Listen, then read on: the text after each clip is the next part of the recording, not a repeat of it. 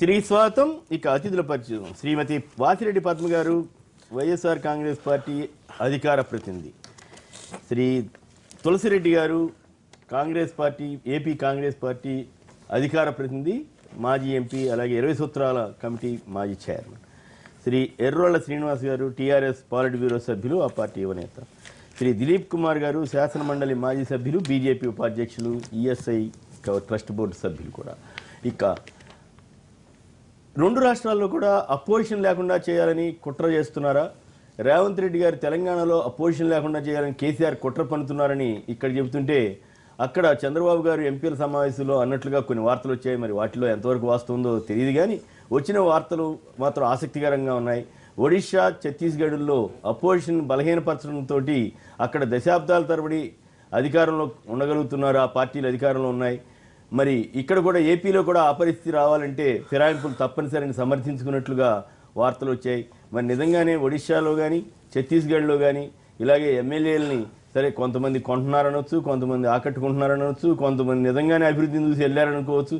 కానీ సాధారణంగా అభివృద్ధిని చూసి వెళ్ళారంటే ఎవరు నమ్మరు, జనరల్గా డబ్బులకే వెళ్ళారనే ఎక్కువ మంది నమ్మే అవకాశం అయితే ఉంది. సరే, అది ఎట్లా ఉన్నప్పటికి కూడా నిజంగానే అపోజిషన్ లేకుండా చేయటం ప్రజాస్వామ్యంలో ఇది ఎంతవరకు సాధ్యం? నిజంగానే ఈ వైఎస్ఆర్ కాంగ్రెస్ పత్తిపాటి పుల్లారావు గారు ఒక స్టేట్మెంట్ ఇచ్చారు, 2019 నాటికి వైఎస్ఆర్ కాంగ్రెస్ ఉండబోదు, మొత్తం అంతా నిర్వీర్యమైపోతుందని చెప్పారు. రేపు మార్చి 5లోగా మరికొంతమంది చేరుతున్నారని కూడా మరికొందరు మంత్రులు కానీ వీళ్ళంతా అక్కడ చాలా ఉత్సాహంగా చెబుతున్నారు. మరి ఇక్కడేమో కుట్ర, అక్కడ కుట్ర కరెక్ట్ అవుతుందా లేదా అనేది వేరే విషయం. నిజంగానే అపోజిషన్ ఛత్తీస్గఢ్లో కానీ వరుసనే కలవాలంటే ఇప్పుడు నితీష్ కుమార్ గారు కిందసారి 3వ సారి గెలిచినప్పుడు ఆయనకు ఉన్నటువంటి మంచి పేరుతోటి గెలిచారు, కానీ ఎమ్మెల్యేలను కొనడం ద్వారా గెలిచారా, లేక విపక్షాలను వీక్ చేయడం ద్వారా గెలవడం సాధ్యమేనా?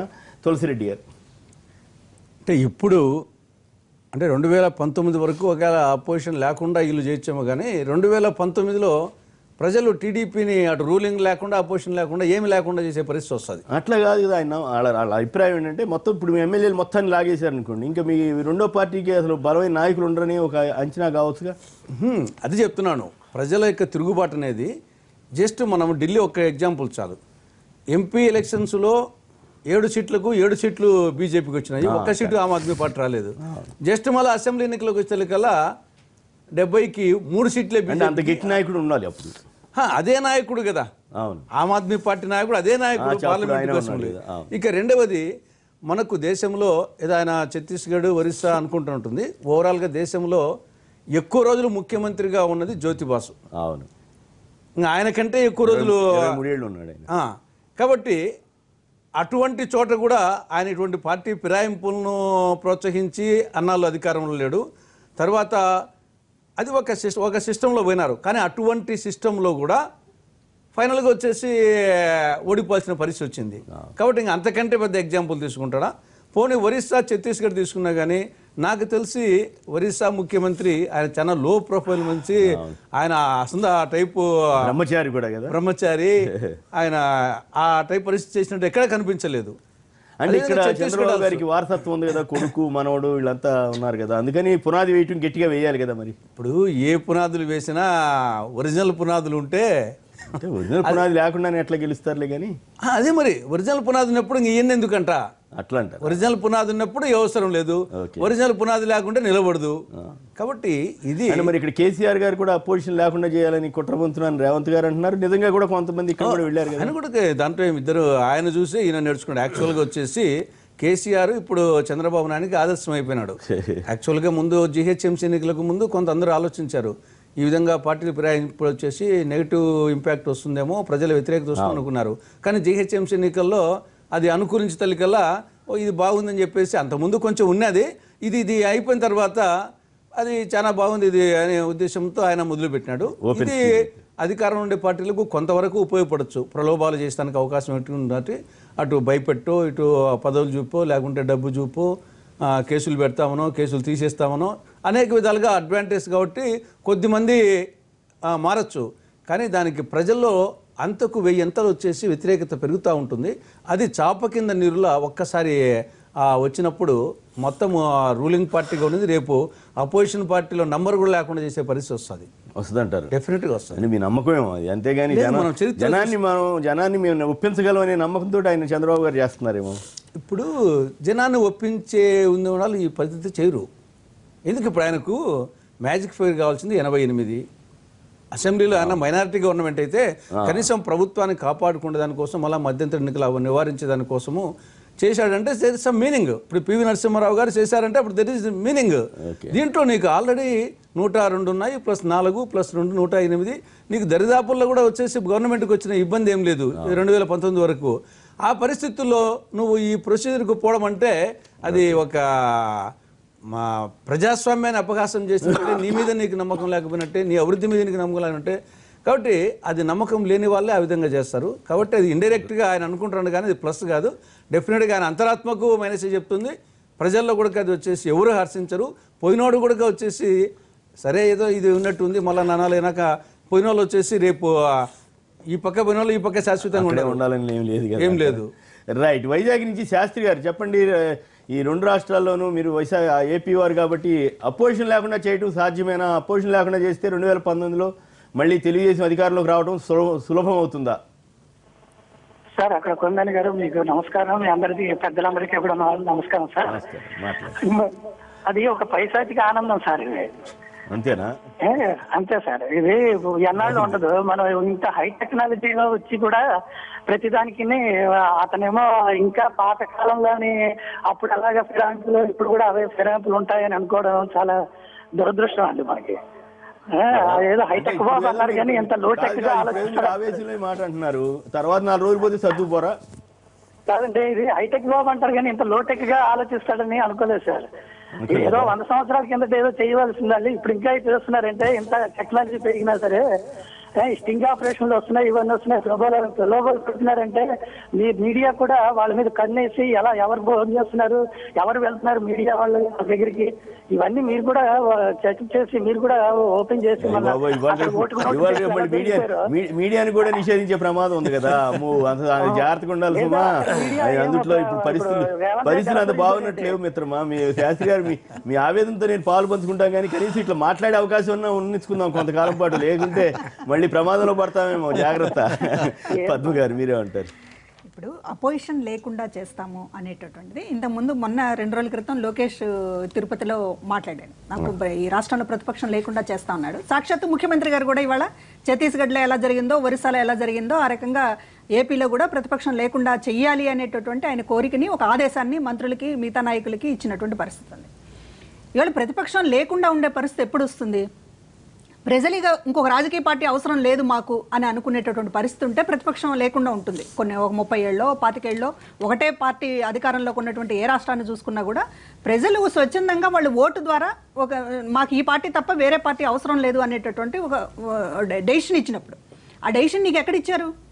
ఇవాళ ఉన్నటువంటి పొజిషన్లో నువ్వు బీజేపీని తెచ్చుకుని లేకపోతే ఇంకా అనేక రకాల మోసపు హామీలు ఇచ్చి నువ్వు వచ్చినటువంటి అధికారమే నీకు అసలు అర్హత లేని అధికారం. ఇవాళ 2 ఏళ్ల తర్వాత ఇవాళ రివ్యూ చేసుకుంటే కనీసం ఇవాళ బై ఎలక్షన్కి నువ్వు ఫేస్ చేయట్లేదు. బై ఎలక్షన్ ఉప ఎన్నికలకు మేము సిద్ధం అనేటటువంటి ఒక్క మాట భయపడిపోతున్నారు. ఉప ఎన్నికలు అనేటటువంటి మాట వింటేనే ఏపీ అధ్యక్షుడి దగ్గర నుంచి, లోకేష్ దగ్గర నుంచి, చంద్రబాబు గారి దగ్గర నుంచి ఒక్కళ్ళైనా సరే మేము గెలుస్తాము అనేటటువంటి కనీసం అది ఎలక్షన్కి వెళ్ళకపోవచ్చు, మేము ఎన్నికలకు సిద్ధమే అనేటటువంటి ఒక మాట అంటానికి కూడా నాయకులు భయపడుతున్నారంటే ఇవాళ వాళ్ళ పాలన మీద వాళ్ళకే ఎంత అపనమ్మకం ఉందనేటటువంటి తెలుస్తుంది. అట్లాంటి పరిస్థితుల్లో ప్రతిపక్షం లేకుండా చేస్తామంటే కుట్రలే. ఆ రోజు ఎన్టీ రామారావు గారు మొత్తం మీరు లేకుండా చేస్తే కుట్రలు ఎంత విజయవంతం అయినా తర్వాత విషయం. కానీ ఏ ధైర్యంతో ఆ మాట అంటున్నారు అంటే ఇవాళ జగన్మోహన్ రెడ్డి గారిని లేకుండా చేస్తాం, లేకపోతే ప్రతిపక్షాన్ని లేకుండా చేస్తామనేటటువంటి మాట అంటున్నారు అంటే మీరు కుట్రలే మీ రాజకీయాలు. మీరు మొదటి నుంచి అక్కడే మొదలయ్యారు. ఎన్టీ రామారావు గారిని ఎట్లయితే వెన్నుపోటు పొడిచి వైస్రాయిలో క్యాంపు నడిపారో, ఎమ్మెల్యేల క్యాంపు, ఆ రోజు నుంచి మీరు బేరసరాల రాజకీయం మీరు ఎప్పుడు కూడా ఒక పార్టీ పెట్టింది లేదు. మీరు ఎట్లా జనం ఆమోదించారు కదా. జనం ఆమోదించారు. ఎప్పుడు ఆమోదించారు? జనం ఆమోదించారండి. జనం ఎప్పుడు ఆమోదించారు? 2 సార్లు కూడా. ఇవాళ అప్పుడు వచ్చినా ఇప్పుడు వచ్చినా బీజేపీ సహాయంతో వచ్చినటువంటి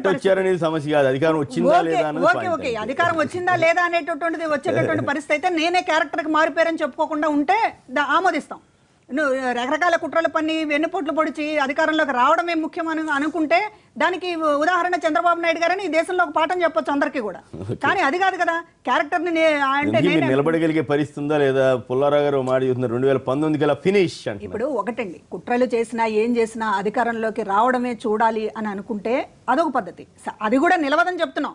వచ్చేది సరే, కుట్రలు అనేటటువంటి ఎన్నిసార్లు చేశారు, ఎన్నిసార్లు అధికారంలోకి వచ్చారు అనేట అది శాశ్వతం కాదు. ఈ రోజు ప్రజలు ఇప్పటికిప్పుడు ఒక్క ఎలక్షన్ నువ్వు ఫేస్ చేయమని ఏం అవసరం అని అంటే ఏమవసరం అంటే రాజకీయాలు తెచ్చుకోవడం ఎందుకు? ఒకటి ప్రజలు నైతికతను చూస్తా ఉంటారు. నైతికత గోంగూర ఎవరండి నైతికత చూసేది? ఖచ్చితంగా జనం 1000 రూపాయల ఓట్లు తీసుకుంటున్నారో లేదా? జనాన్ని అట్లా తయారు చేసిందే అలా మాట్లాడితే మరి మాట్లాడాలి. జనాన్ని తిట్టాలి, అవసరం మిమ్మల్ని తిట్టాలి, జనాన్ని కూడా తిట్టాలి. జనం 1000 రూపాయలు ఎందుకు తీసుకుంటున్నారు? నైతిక అర్హత కోల్పోయారు కాబట్టి జనం సచ్చినట్టు ఇటువంటి భరించాలి. మరి జనం మీ ఎర్రగొండపాలెంలో ఎవరైనా నిలదీశారా ఎమ్మెల్యేని?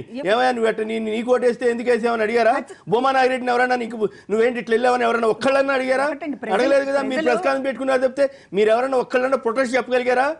అంటే జనం కూడా అనుకోవాలి కదా. ఇదివరకు చంద్రబాబు గారు ఎన్ని అడవులు చేసేవాడు? అది కాదండి, నంజాలలో గానీ ఆళ్లగడ్డలో గానీ చెప్పడానికి ప్రజలు రెడీగా ఉంటారు.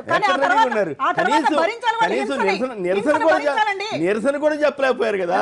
ఇప్పుడు వాళ్ళు హింసను భరించడానికి ప్రజలు సిద్ధంగా లేరు. నిన్న అక్కడ ఎర్రగొండపాలెంలో నిరసన తెలియజేస్తే మేము ఉక్కుపాదం మోపుతామని చెప్పారు పోలీసులు. ఖచ్చితంగా ప్రయత్నం చేశారు వాళ్ళు, ధర్నా చేయడానికి ప్రయత్నం చేస్తే అది కూడా చేయనివారంట. పోలీసులు కేసులు పెడతామని చెప్పి వాళ్ళ రాజ్యం ఎలా నడుస్తుంది ఏపీలో? ఒక్క నిరసన తెలియజెప్పడానికి ప్రధానంగా నిజమండి. నిన్న పోలీసులు హెచ్చరికలు చేశారు. అట్లయితే దుర్మార్గం. పోలీసులు హెచ్చరికలు చేశారు. పోలీసు వ్యవస్థ అసలు అట్లయితే నాకైతే ఇట్లాంటి విన్నప్పుడు ఏమన్నా పోలీసులు బర్మాలోనంట సైనిక అధికారులు కూడా ఎంపీలుగా ఉంటారు. అట్లాగే మన పోలీస్ డీజీపీ, మన ఐజీలు వీళ్ళందరినీ కూడా ఎమ్మెల్యేలుగా పెట్టేసుకుంటే పేడా పోద్దాం. అధికార పార్టీ ఎవరుంటే వాళ్ళతోటి ఉంటారు. ఇవాళ ప్రజలు చూస్తా ఉన్నారు ఇంత నిరంకుశంగా. కనీసం పర్టికులర్ గా ఉన్నారు. రాజీనామా చేసి ఎన్నికలకు సిద్ధం కాకపోవడం ఒకటైతే, ఎమ్మెల్యేల కాన్స్టిట్యున్సీలో ఎవరైనా నిరసన తెలిపితే వాళ్ళని ఒక అంతు చూసేటటువంటి ఒక హెచ్చరికలు పోలీసు వ్యవస్థ ద్వారా చేయిస్తున్నారు. నేను ఎర్రగొండపాలెంలో జరిగింది అదే. బద్వేలలో ప్రజలు జగన్ గారు వెళ్ళినప్పుడు మేము ఇట్లా రాజీనామా చేసి వచ్చిన వాళ్ళు రాళ్లతో కొడతామని చెప్పన్నారు జనం. కానీ ఇవాళ అంటే వాళ్ళ ఆవేశం అలా ఉందని చెప్తున్నాను నేను. వాళ్ళ ఆవేశం అట్లా ఉందండి. ఇప్పుడు జనం అడుగుతా ఉన్నారు మమ్మల్ని, చంద్రబాబు నాయుడు గారు మోసం చేశాడని మేము అనుకుంటుంటే ఎమ్మెల్యేలు ఏం చూసి వెళ్తున్నారు చంద్రబాబు నాయుడు దగ్గర అని చెప్పి వాళ్ళు నిలదీస్తున్నారు. ఇవాళ మీకు ఇది ఉంటే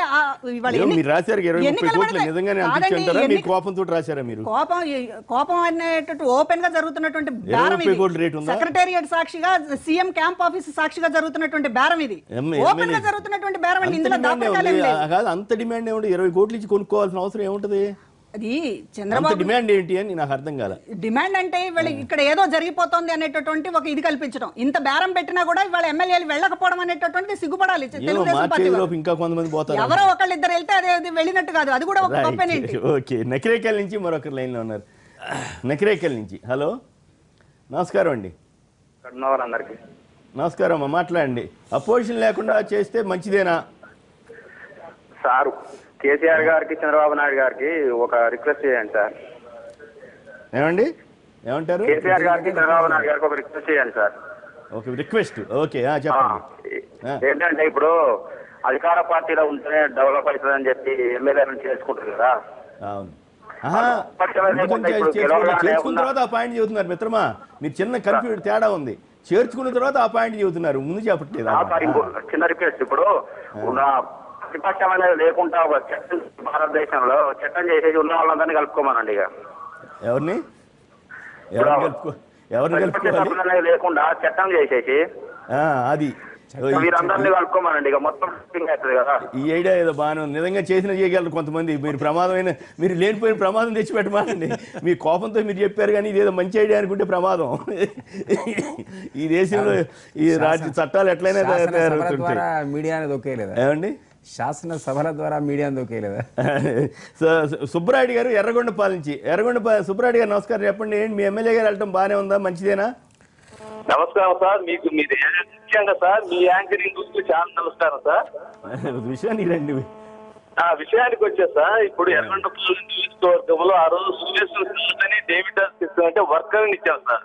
అదే ఈ రోజు సిగ్గుపడుతున్నాం సార్. ఎందుకంటే వాళ్ళకు ఓట్లు వేసి ఒక్కొక్కళ్ళమైతే అన్నదమ్ములు కూడా ఇడిపోయినారు సార్. ఈ రోజు ఈ పార్టీ మారుతున్నారంటే సార్ సిగ్గుతో తలదించుకుంటున్నాం సార్. అసలు ప్రజాస్వామ్యం అనేది ఉన్నదా లేదా అనేది భయం అవుతుంది సార్. ఏంటి సార్ ఇది? అంటే అపోజిషన్ లేకుండా చేయాలన్నట్టు కదా చంద్రబాబు గారి వ్యూహం. అపోజిషన్ లేకుండా చేసి పరిపాలన సార్. ఆ రోజు రుణమాఫీ అన్నాడు. ఆ రోజు ఎలక్షన్ అప్పుడు మేము ఈ కమిటీలు వేస్తామని రుణమాఫీకి చెప్పారా సార్? డ్వాక్రా రుణాలకు రుణమాఫీ వేస్తామని కమిటీలు వేస్తామని చెప్పారా సార్? అన్ని వాగ్దానాలు చేసి ఇంటికి ఒక ఉద్యోగం అని ఇవన్నీ చెప్పి ప్రజలను మాయ మాటలు చెప్పి ఒక పవన్ కళ్యాణ్ ఒక మోడీని అడ్డు పెట్టుకొని అధికారంలోకి వచ్చి ఏం చేయలేక ఈ రోజు ప్రతిపక్షాన్ని ఇలా చెప్పనీయడం అనేది ఎంతవరకు సాధ్యం మీరు ఒకసారి చెప్పండి సార్. ప్రజలు గమనిస్తున్నారు సార్. ఇట్లాంటి పద్ధతి మంచి కాదని అప్పుడు చెబుతాం ఇప్పుడు చెబుతాం కానీ ఇప్పుడు నా పాయింట్ ఏంటంటే 2019 నాటికి ఈ రకంగా చేయగలిగితే మళ్ళీ అధికారంలో రావడం సాధ్యమా కాదా అన్నది నా ప్రశ్న. ఎక్కడైతుందండి సార్ పోయిన కానీ ఎత్తులాడుకున్నట్లు ఇప్పుడు ఎంత దెబ్బతీస్తున్నారో తర్వాత ఈ దెబ్బలతో 2 దెబ్బలు తింటారు sir Telugu Desam party compulsory sir. ప్రజల్లో అట్లా ఉంది సార్.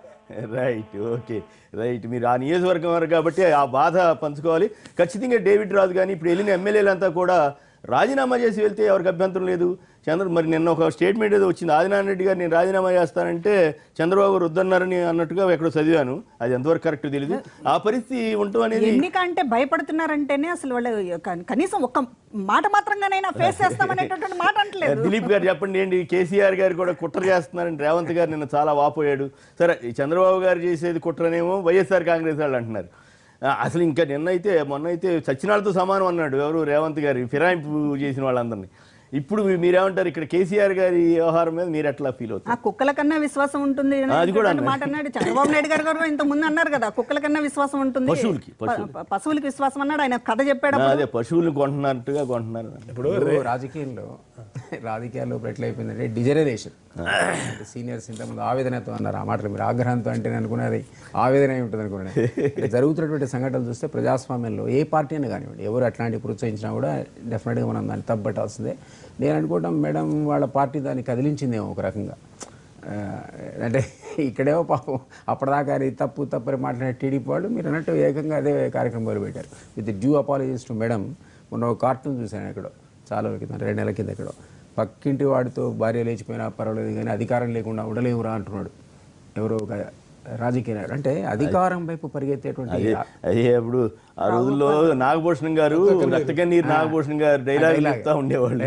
అయితే అంత దౌర్భాగ్యకరమైన పరిస్థితి అసలు ఈ రోజు ఏంటి అంటే ఛత్తీస్గఢ్ లో అట్లాగే చేశారు. బీజేపీ ఛత్తీస్గఢ్ కానీ లేదా ఒరిస్సా వాళ్ళు కోడ్ చేసిన 2 రాష్ట్రాలు కూడా యాక్చువల్లీ చాలా బ్యాక్వర్డ్ స్టేట్స్ అవి. ఇంత పొలిటికల్ అవేర్నెస్ ఉంటుందని మన తెలుగు రాష్ట్రాల్లో ఉన్నటువంటి ఆలోచన ప్రజల లోపల ఉంటుందని మనం అనుకోలేం. డెఫినెట్లీ ఎడ్యుకేషన్ లెవెల్ తక్కువ, డెవలప్మెంట్ ఎక్కడో ఉన్నారు వాళ్ళు. సో ఏది ఏమైనా నాకు తెలిసి ఛత్తీస్గఢ్ ఆయన కాస్త కూర్చో నిజాయితీపురుడే. మీరు అన్నట్టు ఒరిస్సా ఆయన కూడా ఆయన తన పద్ధతులతో మీరు బ్రహ్మచారి అనేకంగా అన్నారు కదా, అట్లా ఏవి కొంత కమిట్మెంట్తో పనిచేసినట్టు వాళ్ళను ఆయన కోట్ చేస్తున్నాడు. నేనేమంటానంటే సరే నువ్వు ఇక్కడ చూసి అక్కడ చేస్తున్నావు, అక్కడ చూసి ఇక్కడ చేస్తున్నావు, ఏది చేసినా డెమోక్రసీలో అసలు ప్రతిపక్షం లేకుండా ఎట్లా సిస్టమ్ అనేది సర్వైవ్ అవుతుంది? అంటే మేడం అన్నట్టు మరి 2 పార్టీల సిస్టమ్ వైపు వెళ్ళిపోవాలి. అంటే వాళ్ళు వీక్ అయిపోతే అట్లాగే 2 పార్టీ ఉండకూడదని కదా. మీ అనుభవంతో నాకు చెప్పండి. ఒకనాడు రాజశేఖర రెడ్డి గారు మళ్ళా అధికారంలోకి వచ్చిన తర్వాత మనం ఎవరన్నా కానీ అసలు ఈ రాష్ట్రం విడిపోతుందని అనుకున్నావా? అనుకోలేదు. అదొక సంఘటన. ఒక్కొక్క సంఘటనలు మలుపు తిప్పుతాయి. తెలంగాణ ప్రాంతంలో ఇంకో విషయం మీరు అంటున్నటువంటి చెప్పారు. కానీ అధికారంలోకి వచ్చిన తర్వాత వాళ్ళకి ఎట్లా అనిపిస్తుందో నాది వీళ్ళిద్దరి గురించి జనరల్ గా కూడా ఒక ఫీలింగ్ ఏంటంటే ఇప్పుడు ఉదాహరణ మోడీ గారు అనుకోండి లేదా ఇంకో ముఖ్యమంత్రి శాశ్వతంగా మనమే ఉంటామని ఒక ఫీలింగ్ లోకి వెళ్తారో ఏం పాడు నాకు మనుషులే అనుకుంటున్నారు అసలు. నా మిత్రుడు ఒకడు గెటాచ్కు జస్టా అని ఇథియోపియా నుంచి వాడు ట్రైనింగ్ లో ఉన్నాడు ఫారెస్ట్ సర్వీస్. ఓ రోజు నాతో నడుచుకుంటున్నాడు. నీకు సంగతి తెలుసా, everybody wants to go to heaven, nobody wants to day అన్నాడు. నోబడి వాంట్స్ టు డై, అంతే కదా. వాడు స్వర్గానికి పోవాలట కానీ ఎవడు చావాడట. రాజకీయాల్లో కూడా ఇప్పుడు శాశ్వతంగా ఉంటా అనుకుంటాడు వచ్చినవాడు, ముఖ్యమంత్రి కావచ్చు ప్రధానమంత్రి కావచ్చు. అది నిజమా? మనిషి జీవితమే స్వాస్థ్యం కానప్పుడు ఆ విలువలను అట్లా కాదుగా. ఇప్పుడు ఇక్కడ ఉందనుకోండి కేసీఆర్ గారు అనుకోండి, ఆ తర్వాత కేటీఆర్ గారు, ఆ తర్వాత హిమాంశు ఎవరో వస్తున్నాయి కదా వాళ్ళ పేర్లు, మనవడు, ఇట్లా వీళ్ళకి పునాదులు వేస్తున్నట్టు అక్కడ లోకేష్ గారు, దైవాంశు, ఇట్లా పేర్లు ఉన్నాయి కదా. ఒకప్పుడు మీరు ఈ దేశ రాజకీయాలు తులసిరెడ్డి గారు నాకంటే చెప్తారు, కాంగ్రెస్ అనేటువంటి ఒక అధికారంలోకి వచ్చిన తర్వాత అది లెగసీ లాగా ఒకళ్ళ తర్వాత ఒకళ్ళ అధికారం అందుకోలేరు, కానీ ఈ రోజు ఆ వ్యవస్థ ఉందా? ఎందుకంటే నా చరిత్రను ఒక చిన్న సంఘటన మారుస్తున్నాడు. మీకు తెలంగాణ ఉద్యమం ఎగ్జాంపుల్, ఉప ఎలక్షన్ లో కేసీఆర్ మీద దాదాపు రూమర్ ఏంటంటే 200 crores ఖర్చు పెట్టారని. ఎక్కడ పోయింది మరి? మీరు అన్నారు జనం డబ్బులు తీసుకుని కూడా ఎవరికి ఓటేయాలో వాళ్ళకే ఓటేసే పరిస్థితి వచ్చింది ఇప్పుడు. కాబట్టి రాజకీయ పార్టీలు ఆలోచించాలి, అసలు డబ్బులు ఇవ్వడం అవసరం అన్నది. ఎందుకంటే అలాంటప్పుడు ఇవన్నీ అనైతికమని తెలుసు, మనం నీతులు చెబుతాం చేసేది ఇటు చేస్తారు అనేటువంటి ఒక విమర్శ వస్తుందని తెలుసు. అయినా పెద్ద నాయకులు ఇట్లాంటి అనైతికమని తెలిసి కూడా ఎందుకు చేస్తారు? ఇటువంటి తప్పు కదండి. ఈ రోజు కన్సాలిడేషన్ కోసం నువ్వు చేస్తుండొచ్చు, కానీ నువ్వు సెటప్ చేసే ఎగ్జాంపుల్ అనేది సొసైటీకి బ్యాడ్. అది రాబోయే రోజుల్లో మీరు సార్ చెప్పారు, ఆయన సరే మమ్మల్ని ఓడిచ్చాడు కావచ్చు, అధికారంలోకి వచ్చాడు. ఎందుకు వచ్చాడు? ఆ ఢిల్లీ అనేది మంచి ఎడ్యుకేటెడ్ ప్లేసు, చాలా చిన్న సంఘటన జరుగుతుంటే ఇమ్మీడియట్గా లక్షల మంది రోడ్డు మీదకి వచ్చేటువంటి ఒక ప్రాంతం. అది అంత అవేర్నెస్ ఉంది కాబట్టి ప్రతి ఎలక్షన్ను రకరకాల యాంగిల్స్లో చూడేటువంటి సామర్థ్యం ఉన్న ప్రజలు. అదే మీరు ఒరిస్సాలో, ఛత్తీస్గఢ్లో లేదా మన ప్రాంతంలో శ్రీకాకుళంలో ఆ ప్రజలు అట్లా లేరు. అది మన తప్పది. ఈ రోజు కూడా ఈ దేశం అట్లా ఉందంటే అందుకనే విలువలు పాటిస్తున్న నాయకులను గౌరవిస్తూ ఉంటారు. ఎందుకంటే అట్లీస్ట్ ఇప్పుడు రక్షణ, ఆయన కాంగ్రెస్ అయినా కావచ్చు, ఆయన ఆంటోనీ గారు ఆ సీట్లో కూర్చున్నాయంటే మీలాంటి వాడు నాలాంటి కూడా ముసుగుపెట్టి పడుకోవచ్చు, ఏమీ కాదని గౌరవం ఉంటుంది. ఆ గౌరవం అనమాట వ్యక్తుల మీద. అది అట్లాంటి వాళ్ళు ఉంటే సేఫ్ గా ఉంటుందనే ఫీలింగ్ చాలా మందికి ఎడ్యుకేట్గా ఉంటుంది. వాజ్పేయి గారి మీద కూడా గౌరవం ఉండేది కదా. వాజ్పేయి మీద అద్భుతమైన నాయకుడు కదా, ఆయనకంటూ ఏమీ లేదు, ఆయన పాపం దేశం కోసం జీవితానికి. అటువంటి నాయకులని ఈ రోజు కూడా మనం ఫోటోలు పెట్టుకొని పూజించే పరిస్థితి ఎందుకుంది అంటే వాళ్ళు విలువలు చూపించారు. ఇప్పుడు నాయకులు ఫోటోలు పెట్టుకోపోయారు, మనం అధికారం ఎంజాయ్ చేస్తే చాలా అనుకుంటారు. అందుకే మనం ఇంతకుముందు చెప్పాం కదా, శాస్త్రం అనుకుంటాడు ఆయన. ఆ పదవి శాస్త్రం ఈయన కావచ్చు, ఆయన కావచ్చు, ఈ శాస్త్రం కాదు. నీ మనోడు వస్తాడో లేదో, రేపు కార్పొరేటర్ గెలుస్తాడో లేదో కూడా తెలియదు. అట్లేం చెబుతాం లేదు, మనకేం తెలుసు? ఆయన చెప్పగలుగుతాడా? మీరు చెప్పగలుగుతారా? ఆయన చెప్పలేడు, మీరు చెప్పలేడు. ఏదో పునాది నుంచి శ్రీనివాస్ గారు లైన్లో ఉన్నారు. శ్రీనివాస్ గారు నమస్కారం, చెప్పండి. శ్రీనివాస్ గారు నమస్కారం, మాట్లాడండి సార్. ఒక విషయము, చర్చ పార్టీలు మారే వారి గురించి జరుగుతుంది కాబట్టి కాదు, పార్టీలు మారే వారి దశ నుంచి మిత్రమా, పార్టీలు మారే వారి దశ నుంచి అసలు రాష్ట్రాల్లో అపోజిషనే లేకుండా ఉంటే ఎట్లా ఉంటది చేయాలనే ప్రయత్నం ఇప్పుడు ఇక్కడ రేవంత్ గారు చెబుతున్నారు కాబట్టి మనం కన్ఫర్మ్ చేయొచ్చు. ఇక్కడ కేసీఆర్ కుట్ర చేస్తున్నాడు అపోజిషన్ లేకుండా అని, అక్కడ చంద్రబాబు గారు ఛత్తీస్గఢ్, ఒడిశాల్లో అట్లాగే చేశారు కాబట్టి మనం కూడా ఇట్లా చేయాలని చెప్తున్నారని పేపర్లో వచ్చింది. సో మొత్తం మీద అపోజిషన్ అక్కడ తీసుకుంటున్నారు కాబట్టి అందుకని అడుగుతున్నాం, చెప్పండి. పార్టీలు అంటే ప్రతిపక్షం లేకుండా చేయాలనుకోవడం అధికార పక్షానికి అక్కడ ఆంధ్రలో కానీ తెలంగాణలో కానీ అది అనుకుంటారు సార్. కానీ ఈ పార్టీలు మారే నాయకులను ప్రజలు తిరస్కరించిన రోజులు వీళ్ళ నాయకులు మారుతూనే ఉంటారు, ప్రజలు ఓట్లు వేస్తూనే ఉంటారు, గెలుస్తుంటారు. ముఖ్యంగా ఈ పార్టీలు మారే నాయకుల్ని ప్రజలు ఏ రోజైతే తిరస్కరిస్తారో ఆ రోజు వరకు ఈ తతంగం కొనసాగుతూనే ఉంటుంది సార్. ఇంకొకటి, పార్టీలు మారే చర్చ జరిగేటప్పుడు దయచేసి నేను ఏమంటున్నా, ఏ పార్టీ మారే నాయకులను చర్చలకు పిలిస్తే బాగుంటుందేమో అనేది నా అభిప్రాయం సార్. వాళ్ళు ఎందుకు వస్తారు? జనం బండబూతులు తిడుతుంటే భరిస్తారా? భలే వాళ్ళే, మీరు తెలివైన వాళ్ళే. కానీ మీరు అడగడం తప్పు కాదు, కానీ వాళ్ళు రారు. ఎందుకు వచ్చిన గొడవ? ఇప్పుడు ఫోన్ చేసి మరి తిట్టేవాళ్ళు ఉంటారు కదా, పొగిడేవాళ్ళు ఉన్నారో లేకపోయినా తిట్టేవాళ్ళు ఉంటారు కదా. రైట్. కర్నూలు నుంచి వాసు గారు, నమస్కారం, మాట్లాడండి. నమస్కారం సార్. నమస్కారం, మాట్లాడండి సార్. నమస్కారం సార్. నమస్కారం, చెప్పండి. మీ జిల్లా నుంచి కూడా 2-3 వెళ్ళిపోయారు కదా. వెళ్ళిపోయారు సార్. మేము అదే కోరుకుంటున్నాం సార్. ఎందుకంటే మేము ఓట్లు వేస్తే వాళ్ళు గెలిచారు సార్. గెలిచి దానికి ఆ పదవికి రాజీనామా చేసి వెళ్ళిపోతే మాకే అభ్యంతరం లేదు సార్. ఎంత బాధపడుతున్నాం అంటే మేము ఓట్లు మీకు వేసి గెలిపించిన తర్వాత ఎంత ఇబ్బంది పడుతున్నాం అంటే అంత నరకం అనిపిస్తాం సార్. మేము వేసిన ఓట్లతో గెలిచాడు నువ్వు, ఆ పదవికి రాజీనామా చేసి నువ్వు ఏ పార్టీలోకి వెళ్ళిపోయే మాకే అభ్యంతరం లేదు సార్. పోతే నో క్వశ్చన్ సార్. బాబు గారు నేను నిజాయితీ పరుని, నీతి పరుని, నేను మతమైన నాయకుడిని అంటూ ఉంటారు కదా. అందరినీ మోసం చేశారు సార్. డాక్రా గ్రూపులను మోసం చేశారు. బాబు రావాలి, జాబ్ రావాలని చెప్పి అదొకటి మోసం చేశాడు. నా సామాజిక వర్గానికి అతను న్యాయం చేసిందే లేదు సార్. 2019 నాటికి అపోజిషన్ ఉంటుందా ఉండదా చెప్పండి? 2019 నాటికి అపోజిషన్ ఉంటుందా ఉండదా? ఉండదు సార్. అసలు ముందు ఏముండదు? తెలుగుదేశం పార్టీకి అసలు రేపు వచ్చేది కష్టం సార్ ఇంకా. అంతేనా? Okay, right. చెప్పండి, ఇట్లా కేసీఆర్ గారు కుట్ర చేస్తున్నారని రేవంత్ గారు చాలా బాధపడుతున్నారు. ఎందుకు కుట్ర చేస్తున్నారు? నిజంగానే అంతమంది ఎమ్మెల్యేలు చేర్చుకోవడం ఏంటి, ఈ గోల ఏంటి, ఇదేం ఫిరాయింపులు తెలంగాణనా బంగారు తెలంగాణ అన్న విమర్శ వస్తానే ఉంది కదా. రేవంత్ రెడ్డి గారు మాట్లాడే ముందు ఒక విషయం, పార్టీలు మారే వాళ్ళందరూ కూడా విశ్వాసం లేని కుక్కలు అని, అది ఆ మాట మాట్లాడే ముందు ఆ మాట చంద్రబాబు నాయుడు నుంచి మొదలు పెట్టుకుంటే రేవంత్ రెడ్డి వరకు కూడా వర్తిస్తుంది. ఎందుకంటే ఆయనకు జన్మనిచ్చింది తెలంగాణ అయితే పునర్జన్మనిచ్చింది కాంగ్రెస్ పార్టీ. తను వచ్చి ఎన్టీ రామారావు కూడా ఎన్నుపోటు పొడిచి పార్టీ నడిపిస్తూ ఉంటే టీఆర్ఎస్ పార్టీకి ఆయనకు రాజకీయ జన్మనిస్తే ఇలా తెలుగుదేశం పార్టీలో ఉన్నాడు. రేపు ఇంకే పార్టీలు ఉంటాడు. ఇవాళ మాట్లాడే పదవి సంపాదించుకున్నాడు, వచ్చిన తర్వాత ఇండిపెండెంట్ గెలిచి టీఆర్ఎస్ పార్టీలో ఉన్నాడు. సో అంటే రాజకీయ పార్టీలో ఉండి ఈ టీఆర్ఎస్ పార్టీ నుంచి పార్టీల ఫిరాయింపుల గురించి మాట్లాడుతున్నాడు. టీఆర్ఎస్ పార్టీ నుంచి తెలుగుదేశం పార్టీకి పోయిన అంటే విశ్వాసం లేని కుక్కలంటే ఎవరు మాట్లాడాలి? ఇది ఎవరు వర్తిస్తుంది? అంటే రాజకీయ ఫిరాయింపులు అనేటిది ఇది మొదటిది కాదు, ఇది చివరిది కాదు. కానీ మాట్లాడే ముందు చాలా జాగ్రత్తగా మాట్లాడాలి. నేను ఒకటి మాట్లాడుతాను. రెండో విషయము అంటే ఇక్కడ కూడా అపోజిషన్ లేకుండా చేయాలి.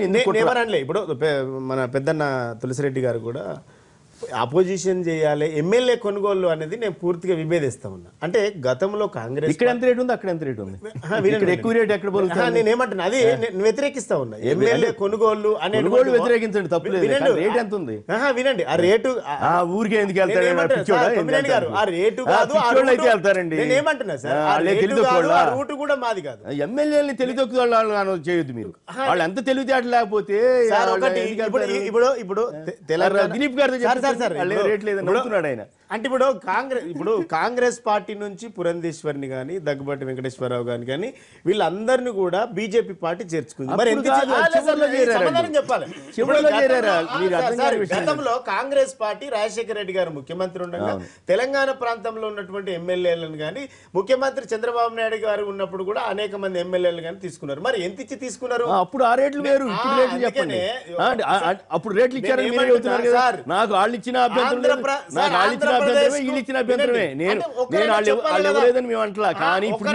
చెప్పండి. ఎవరైతే ఎమ్మెల్యేలు కానీ మిగిలిన నాయకులు ఎవరైతే టీఆర్ఎస్ పార్టీ అధికార పార్టీలో ఉన్నటువంటి ఎమ్మెల్యేలు అధికార పార్టీలో జాయిన్ అవుతున్నారు కదా, ఒక పార్టీ ఎమ్మెల్యేలు మీ ఎన్టీవీ సర్వే చేయించండి. మరి మళ్ళీ మా టీవీలు తోలికి ఎందుకు వస్తారు? టీవీలనే భయపెట్టే పరిస్థితి అయితే విల్సన్ కింద మీ టీఆర్ఎస్ పార్టీ కింద వస్తాయి. ఇన్ఫర్మేషన్ తీసుకోవచ్చు కదా. ఇక్కడ కానీ అక్కడ కానీ మీడియాని బతికిస్తారా మీరు? భజన చేస్తే తప్ప భజన మరి మమ్మల్ని ఎందుకు ఇరికిస్తారు? మమ్మల్ని ఎందుకు ఇరికిస్తారు? మేము భజన చేస్తే తప్ప బతికే పరిస్థితుందా? అయితే ఇన్ఫర్మేషన్ కోసం అంటున్నా. రెండోది వినండి, ఆంధ్రప్రదేశ్ కు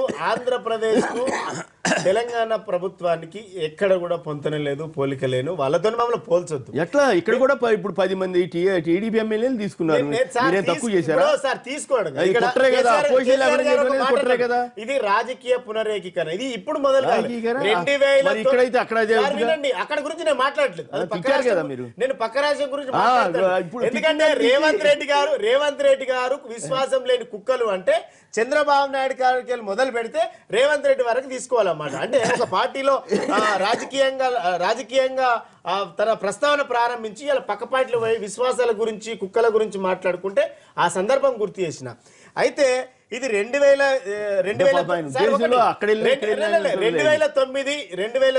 ఉద్యమం తర్వాత ఇక్కడ రాజకీయ వలసలు మొదలైనవి. సో టీఆర్ఎస్ పార్టీ అధికారంలో లేనాడు కూడా టీఆర్ఎస్ పార్టీకి వలసలు మొదలైనవి. అది గుర్తుపెట్టుకోవాలి. పక్క రాష్ట్రానికి ఉద్యమమే.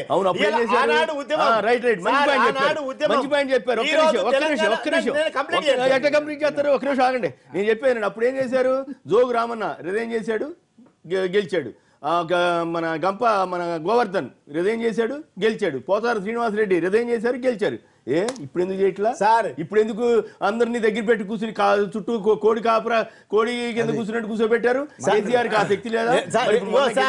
మేము గెలవమని కాదు, గెలవమని కాదు, కేసీఆర్ గారికి అప్రతిష్ట గెలవమని కాదు. సార్ టీఆర్ఎస్ పార్టీ పుట్టిందే బై ఎలక్షన్ తో. మాకు ఎప్పుడు కూడా ఎన్నికలు అంటే భయం కానేలేదు. ఇప్పుడు మెజార్టీ సభ్యులు ఇప్పుడు ప్రజాధనం దుర్వినియోగం చేయొద్దన్నటువంటి ప్రధాన సమస్య. అబ్బా. 2000 ఇప్పుడు అప్పుడు ఇష్టం రాజీనామా సార్ చేయించేది. తెలుగుదేశం సభ్యులందరూ కూడా మా పార్టీనే విలీనం చేస్తామని చెప్పారు. అదే అయితే అట్లా ఇక్కడ సార్ ఇక్కడ పార్టీ ఫిరాయింపులో ఒక ప్రత్యేకత ఉంది. తెలంగాణ ప్రాంతంలో టీఆర్ఎస్ పార్టీ పూర్తిగా తుడిచిపెట్టుకుపోయింది. కనీసం ఇప్పుడు ఎర్రబల్లి గారు చాలా స్పష్టంగా చెప్పింది. సారీ టీడీపీ పార్టీ తుడిచిపెట్టుకుపోయింది. అక్కడ ఎవరు కూడా నమ్మలేని పరిస్థితి. ఎర్రబల్లి దయాకర్ రావు గారే చాలా స్పష్టంగా చెప్పిండు. ఏమని చెప్పిండు? ఇక్కడ పార్టీని నడపడం మా వల్ల కావడం లేదు, చాలా స్పష్టంగా చెప్పిండు.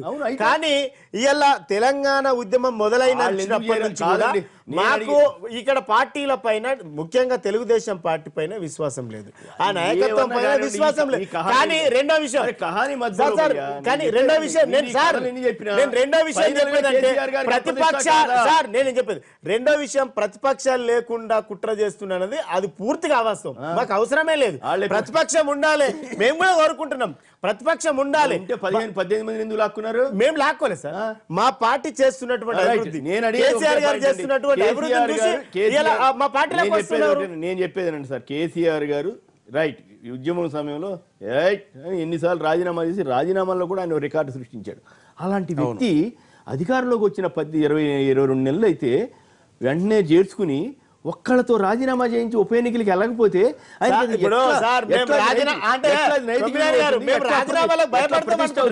మేము రాజీనామాలకు భయపడితే తెలంగాణలో హైదరాబాద్ లో సీట్లు గెలుచుకున్నాం. మేము భయపడడం కాదు. భయపడ్డారా లేదా అన్నది ప్రజా ఎందుకు దుర్వినియోగం చేయాలి? ఎట్లా అవుతుంది అంటే అట్లయితే ఓపెన్ చేయండి. ఇప్పుడు ఇలా తెలంగాణ తెలుగుదేశం సభ్యులు ఉంటే ఇలా మెజార్టీ సభ్యులు టీఆర్ఎస్ పార్టీలో జాయిన్ అయినారు. మీరు చేస్తుంది అర్థం లేని వాదన. అర్థం లేని వాదన లేని వాదన చేసి కేసీఆర్ చెప్పండి. నేను నాకు ఎక్కడైనా తారసపడితే ఆ మాట అంటానికి నాకేం ఇబ్బంది లేదు. ఖచ్చితంగా కేసీఆర్ గారు మీకు ఇది అప్రతిష్ట, మీరు ఇట్లా చేయడం వల్ల మీ ప్రజలకు ఏం సంకేతం ఇస్తారండి? కేసీఆర్ గారు ఒక్కటి నిమిషం చంద్రబాబు గారు సార్ వినండి. ఇంత ఇప్పుడు మీరు అంటున్నారు కదా మాకు ప్రజలు ఓట్లేకపోతే మెదక్ ఎన్నికల్లో కానీ వరంగల్ ఎన్నికల్లో కానీ ఎమ్మెల్సీ ఎన్నికల్లో కానీ మొన్న జరిగినటువంటి గ్రేటర్లో కానీ నిన్న జరిగినటువంటి నారాయణఖేడ్లో కానీ కనీసము సానుభూతి ఓట్లు లేకుండా కూడా టీఆర్ఎస్ పార్టీ అయినా మేము బై ఎలక్షన్లకు పోయి మేమేదో భంగపడతాము అనేటువంటి ఒకటే విషయం, ప్రజాధనాన్ని దుర్వినియోగం చేయొద్దనేటువంటి ప్రధాన ఏజెండా మెజార్టీ సభ్యులు విలీనం చేసి ఎర్రబల్లి దయాకర్ రావు చెప్పిండు. దిలీప్ గారు అంటే అట్లాంటప్పుడు 4 సార్లు అప్పుడు కూడా ఆయన రాజీనామా చేయకూడదు. అది ఉద్యమం అంటే దీన్ని బట్టి అర్థం ఉద్యమం. అప్పుడు రాజశేఖర రెడ్డి చేసిండు 200 కోట్లు ప్రజాధనాన్ని మీరు కేసీఆర్ గారు కలిసి కొత్త రాజ్యాంగం రాయాలి. రాజ్యాంగాన్ని అమలు చేస్తున్నాం అంతే. నేనేమంటున్నానంటే గతంలో ఉద్యమ కాలంలో ఎంతమందిని మీరు తీసుకున్నా తప్పులేదు, ఎన్నిసార్లు మీరు బై ఎలక్షన్ పోయినా తప్పులేదు. ఒకసారి తెలంగాణ వచ్చేసినాక బంగారు తెలంగాణ కూడా అయిపోయినాక మీరు చెప్పినట్టుగా మీరు రాసేటువంటి రాజ్యాంగం అనేది ఆదర్శప్రాయంగా ఉండాలి. అంతేగాని అవసరం లేకుండా మీరు తీసుకోవడం ఏంటి? ఈ రోజు బంగారు తెలంగాణకు ఈయనకు మంత్రి పదవి ఇస్తే మేము సంతోషిస్తామండి. టీడీపీలోంచి వచ్చిన ఆయన ఇప్పటికి కూడా అసెంబ్లీలో టీడీపీ అని రాస్తారు, ఆయన మంత్రిగా ఉంటాడు. ఇవన్నీ అవసరం లేని వాళ్ళని కూడా కలుపు అంటే ఒక ఆకర్షణ పథకం అధికారం ఉంటే తప్ప ఎవరు కూడా బతకలేనటువంటి ఒక ప్రమాదకరమైన వాతావరణం సృష్టించారు. అది ఎటనా కానీ తప్పంటారు. పైగా ఈయన చెప్పేది ఏంటంటే వీళ్ళకి అపోజిషన్ వాళ్ళు రిజైన్ చేస్తేనంటే డబ్బులు దండగంట కొత్త రాజ్యాంగం రాసి పలానా చోట గెలిచాను కాబట్టి ఎక్కడ పెట్టక్కర్లేదని తెలంగాణ ప్రాంతంలో పరిస్థితి ఏంటంటే నాయకుల పైన పార్టీల పైన గతంలో వీళ్ళంతా పాలకులే కదా, వాళ్ళపైన విశ్వాసం లేదు. ఇలా కొత్త రాష్ట్రము, కొత్త ముఖ్యమంత్రి, కొత్త పథకాలు, కొత్త ఆలోచన విధానాలు వస్తున్నాయి కాబట్టి ఇలా ప్రజలు కేసీఆర్ గారి వైపు చూస్తా ఉన్నారు, నాయకులు కూడా చూస్తా ఉన్నారు. కలిసి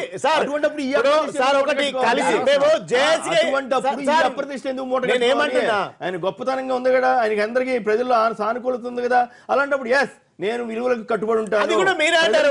ఇప్పుడు కొమ్మినేని గారు ఆ మాటలు ప్రజలకు ఒక సందేశం ఇస్తాను. ఆ రోజు వస్తే మీరేమంటారు? ఇలా కేసీఆర్ గారు ప్రజాధనాన్ని దుర్వినియోగం చేస్తున్నారు. మీరే మాట్లాడతారు. ఇప్పుడు ఆ రాతలు రాసేది పత్రికలే, ఆ మాటలు మాట్లాడేది టీవీ ఛానల్స్. కాబట్టి తోచిందల్లా కాదు సార్, వాస్తవాలే కదా. వాళ్ళు ఎవరో అన్నారు సార్, మీరు వెళ్ళి చెప్పండి. ఉద్యమ సమయంలో ఎన్ని మాట్లాడారు? మనం రిజైన్ చేద్దాం సార్ అని వెళ్ళి అడగండి. అది బాగుంటుంది, అప్పుడు మంచి పేరు వస్తుంది మీకు కూడా. రైట్. ఏదేమైనా ఒకటి స్వాతం గుంటూరు నుంచి షరీఫ్ గారు లైన్లో ఉన్నారు. షరీఫ్ గారు నమస్కారం అండి, మాట్లాడండి సార్. నమస్తే అండి, అక్కడ ఉన్న పెద్దలు మొత్తం నమస్కారం అండి. అపోజిషన్ లేకుండా చేయగలుగుతామా లేదా సార్? ఇప్పుడు అపోజిషన్ అంటే ఇప్పుడు ఎమ్మెల్యే ఎలక్షన్ కి ఒక ఎమ్మెల్యే ఖర్చు మినిమం 20 నుంచి 30 కోట్లు ఖర్చు అవుతుందండి. ఇప్పుడు వసూలు చేసుకుంటున్నా ఏంటంటే? కాదండి, ఇప్పుడేమో ఎమ్మెల్యేకి నిధులు లేవు. వాళ్ళ చాలా మంది అపోజిషన్ లో ఉన్న వాళ్ళు కానీ చాలా మంది అప్పుల్లో ఉన్నారండి. ఆస్తులు తాకట్లు పెట్టి చాలా ఇబ్బందుల్లో ఉన్నారు. మరి ఆ భర్తీని పూర్తి చేసుకోవడానికి చెప్పండి. అంటే ఇప్పుడు అప్పుల్లో ఉన్నారు. అప్పుల్లో ఉన్నప్పుడు ఇంకా వాళ్ళకి ఏమో ఎమ్మెల్యే ఫండ్స్ ఏం రావట్లేదు. మళ్ళా నెక్స్ట్ ఎలక్షన్ కి వెళ్ళడానికి వాళ్ళ కెరియర్ ఇంకా లేదు. మళ్ళా ఇప్పుడు పార్టీ మారిన వాళ్ళు మొత్తం కూడా మళ్ళా రేపు ఎలక్షన్ కి నిలబడాలంటే వాళ్ళకి దగ్గర రూపాయలు లేవు. వీళ్ళు చాలా ఏంటంటే కేవలం చంద్రబాబు గారి అభివృద్ధిని చూసి కాదు, ఇక్కడేదో ఏదో అభివృద్ధి జరుగుతుంది ఏదో జరుగుతుందని చెప్పి ఏమాత్రం ఏం కాదు. వాస్తవంగా గవర్నమెంట్ వైఫల్యాలు చాలా ఉన్నాయి. కేవలం అభివృద్ధి అని చూసి వెళ్తున్నారని వాస్తవం. అవును, కరెక్టే. ఇప్పుడు మీరు చెప్పే తీరు ప్రకారం అందరూ అప్పుల్లో ఉంటారు. అపోజిషన్ వాళ్ళందరూ వెళ్ళిపోయేటట్టున్నారు, జగన్ తప్ప. ఇప్పుడు ఏం చేస్తారండి మరి 5 ఏళ్ళు వీళ్ళు కనీసం వాళ్ళకి గవర్నమెంట్ ఆఫీసులు కానీ పోలీస్ స్టేషన్ కూడా వాళ్ళ మాట వినే పరిస్థితి లేదు. వీళ్ళు నమ్ముకున్న పోలీస్ స్టేషన్ కూడా అయిపోయినాయి అనమాట. అటైతే అక్కడ వాళ్ళ మాట వినేది లేదు. కానీ పోలీసు వాళ్ళు ఎందుకంటే అయిపోతారు? మళ్ళీ రేపు అధికారంలోకి వస్తే వాళ్ళకి వెనక్కి వెళ్ళిపోతారా? అట్లా వ్యవస్థ అట్లా తయారైందండి. ఇప్పటికైనా ఎట్లా ఇట్లాంటి రాజకీయ పార్టీలు మనం ఎట్లా ఒప్పుకోవాలి? పద్ధతి కాదు కదా. నిష్పక్షపాతంగా ఉండడానికి ప్రయత్నించాలి కదా కనీసం. పోలీసు ఉన్నతాధికారులు మీరు చెప్పే మాటలు వింటే పోలీసు ఉన్నతాధికారులు కూడా అప్రతిష్ట ఇది. కానీ మేము ఏం చేస్తాం? కరెక్టే మీరు చెప్పింది. అయితే మరి మీరు సలహా ఇస్తే పోద్ది. ఏమన్నా జగన్ గారు ఎక్కడో డబ్బులు పోజేసి వచ్చి వీళ్ళకి ఇస్తే పోద్ది అన్నమాట. అయితే జగన్ గారు సార్, ఇప్పటికైనా జగన్ గారు కాంగ్రెస్ పార్టీని కమ్యూనిస్ట్ పార్టీని ఉభయ పార్టీలు మొత్తాన్ని కలుపుకొని ప్రభుత్వం మీద పోరాటం చేస్తే తప్ప ఆడకస్తులు కూడా ఈయన ఎక్కడ పెట్టుకుని ఎమ్మెల్యేలకి డబ్బులు ఇవ్వాలో లేదు తెలియదు. చెప్పండి, జగన్ గారే ఆ డబ్బులు ఏదో ఇస్తే పోనీ ఏదో అప్పుడు చంద్రబాబు దగ్గరికి వెళ్ళకుండా ఉంటారు కదా. ఇదేదో మంచి ఐడియా ఇచ్చాడు పాపం ఆయన. ఇప్పుడు కొన్ని వాస్తవాలు మాట్లాడారు.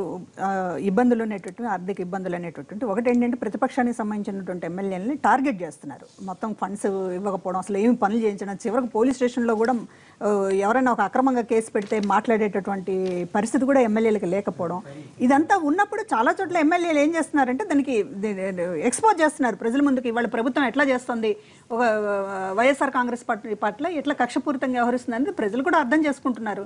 ఎమ్మెల్యే ప్రతిపక్షం వల్ల మీకు ఇది కష్టం కదా. పోలీసు వాళ్ళని అడ్డం పెట్టుకుని మళ్ళీ గెలవరని ఏంటి? అప్పుడు ఇప్పుడు పోలీసులను అడ్డం పెట్టుకుని గెలిచేటటువంటిది ఏమి ఉండదండి. ఒక అధికారంలో ఉన్నంత వరకు వీళ్ళకి చెల్లుతుంది. అంతేగాని ఎలక్షన్కి వెళ్ళినప్పుడు ప్రజలకు ముందు అసలు చంద్రబాబు పెద్ద మోసగాడు అనేటటువంటిది వాళ్ళ ప్రజల్లోకి వెళ్ళిన తర్వాత నువ్వు ఇవాళ 6 కాదు 60 మంది ఎమ్మెల్యేలు తీసుకెళ్ళినా నీకు ఏమి వచ్చేటటువంటి పరిస్థితుల్లో గెలిచే అవకాశం లేదు. 2019 నాటికి 60 మంది వచ్చేస్తారని కదా పుల్లారావు గారు. అదేనండి అంటున్నా, వాళ్ళ కళ్ళకు అంటున్నారు. ఇప్పుడు ఒకటండి, జగన్మోహన్ రెడ్డి గారు వెనుక నిలబడింది ఈ కష్టాలన్నీ ముందు ఉంచి పడుతున్నటువంటి వాళ్లే, వస్తాయని ఊహించినటువంటి వాళ్లే, అన్నిటి కూడా రాటు తెలిపి అధికారం వస్తుందని కదా వాళ్ళంతా వచ్చింది. అధికారాన్ని వస్తుందని ఇప్పుడు జగన్మోహన్ రెడ్డి గారు కాంగ్రెస్ పార్టీ నుంచి బయటకు వచ్చినప్పుడు అధికారంలోకి వచ్చేస్తారనేటటువంటి ఉద్దేశంతోనే చేరలేదు. అది ఒకటే కాదు. సరే దీనికి చెప్పండి, కాంగ్రెస్ నిన్ను సిపిఎం కూడా కలుపుకెళ్ళమని ఆయన ఎవరు సలహా ఇచ్చారు? మరి ఆడ ఖర్చులు కూడా మీరే పెట్టుకుంటారా లేదా? ఖర్చులు అనేటటువంటిది కాదు కానీ ఖచ్చితంగా ఒకవేళ అవకాశం ఉండి అవసరం అని అనుకుంటే నిర్ణయం తీసుకుంటాం. రాహుల్ గాంధీ ఏదో జగన్ కి శిక్ష తప్పదని అన్నాడని జేసీ దివాకర్ రెడ్డి గారు. రాహుల్ గాంధీ గారు జేసీ దివాకర్ రెడ్డి గారు అసలు ఆడతోడు ఎందుకు వెళ్తున్నాడు?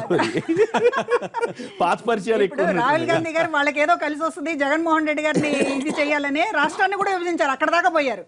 ఆ మైండ్ లో అంత దుష్టత్వం ఉన్నప్పుడు జగన్మోహన్ రెడ్డి గారు విజయం సాధిస్తారనే మాట ఎట్లా ఎలా అంటారు? ఇప్పటికీ కూడా అదేదో జగన్మోహన్ రెడ్డి గారి మీద ఏదైనా జరిగితే బాగుండు అనేటటువంటి ఒక ఆశ ఉంది వాళ్ళకి. అబ్జర్వేషన్ చెప్తాను. ఆయన దాంట్లో ఒక పాయింట్ ఉంది. ఏది ఆ పోలీస్ శాఖ గురించి కూడా మాట్లాడాడు కదా. సో వారన్నట్టు కూడా కరెక్టే వాసురెడ్డి గారు అంటే ఏంటంటే ఈ రోజున సిస్టమ్ లోపల ఒక పోలీస్ అధికారిని అది ఎవరన్నా కానీ ఎస్ఐ నుంచి సిఐ నుంచి డిఎస్పీ దాకా అక్కడ ఉన్నటువంటి అధికార ఎమ్మెల్యే రికమెండ్ చేస్తే తప్ప పోస్టింగ్ రాని పరిస్థితి అట్లయిపోయింది. పోలీసే ఈవెన్ దీని బదులు అది బర్మాలో పెట్టినట్టు హ్యాపీగా సిఐలు వీళ్ళందరూ మండల పార్టీ సభ్యులు, అందుకనే జిల్లా స్థాయి వాళ్ళంతా ఎమ్మెల్యేలు.